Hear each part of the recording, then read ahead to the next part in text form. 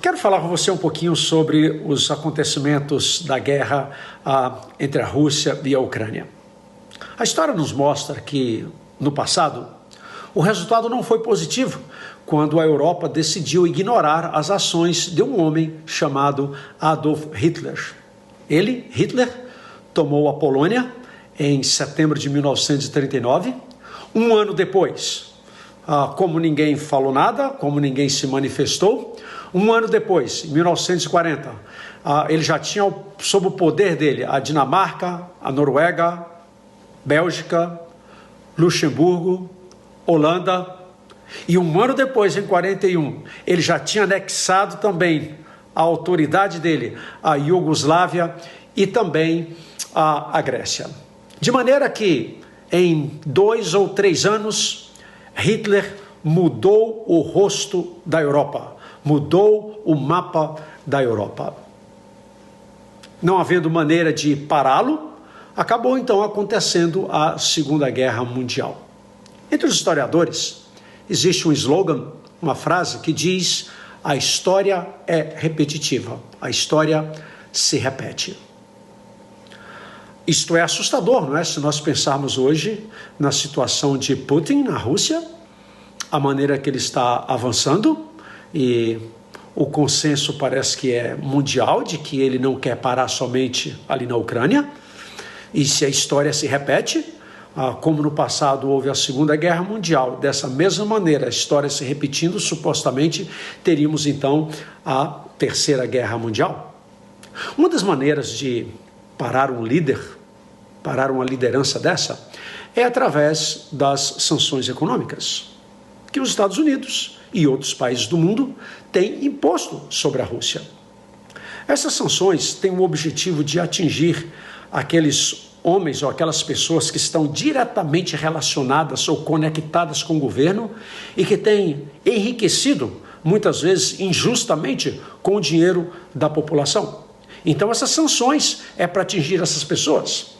Mas, infelizmente, os pobres, os inocentes, eles não ficam isentos dessa situação, porque começa a faltar coisas básicas como alimento, não existe aquecimento em várias partes da Ucrânia, lá é inverno e a temperatura lá deve estar por volta de 0 graus centígrados.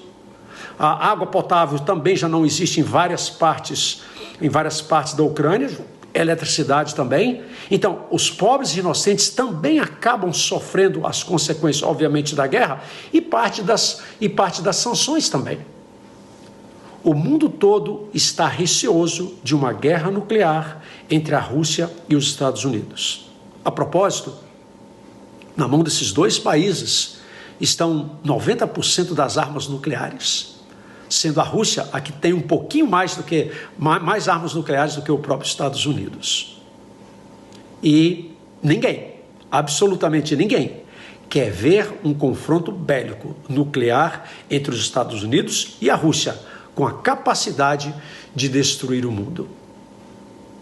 Sabe, eu não tenho medo do mundo e, obviamente, você e eu sermos destruídos através de uma terceira guerra mundial, sendo esta nuclear. Sabe por quê? Porque não é isso que a Bíblia nos ensina. Este mundo será desfeito através da volta de Jesus. Ninguém, nenhum governante, nenhum líder mundial vai poder deter o plano de Deus. Deus está nos céus, mas Ele ainda tem o controle sobre esta terra. E o plano dele, quer queiramos ou não, é o plano que vai se concretizar. O próprio Jesus, nos evangelhos, nos alertou que nos últimos dias nós ouviríamos falar de guerras e rumores de guerras. Infelizmente, esta guerra da Ucrânia não é a primeira, e se Jesus não voltar, também não vai ser a última. Haverão outras guerras envolvendo aí várias outras partes do mundo. E aí, nós como cristãos, você e eu, o que devemos fazer? Nós devemos pensar em pelo menos 2 coisas. A primeira delas, levantarmos as nossas cabeças, vivermos e estarmos preparados para a breve volta de Jesus. Esta é a nossa grande, esta é a maior das esperanças do cristão. Segunda coisa, nós devemos orar. E em nossas orações, nós devemos orarmos por aqueles que estão fugindo da guerra, para que possam encontrar um abrigo, para aqueles cujos corações estão partidos ao enfrentar a realidade da morte de entes queridos e familiares que tanto amam, que os corações dessas pessoas possam ser confortados. Devemos orar pelas pessoas que estão na região da guerra, que estão com idade avançada, já fracos, para que eles possam ser fortalecidos. Devemos orar por aqueles que não veem futuro, para que eles tenham esperança. Devemos orar por aqueles que estão lutando, para que, de uma forma ou de outra, encontrem uma solução a fim de que eles tenham paz.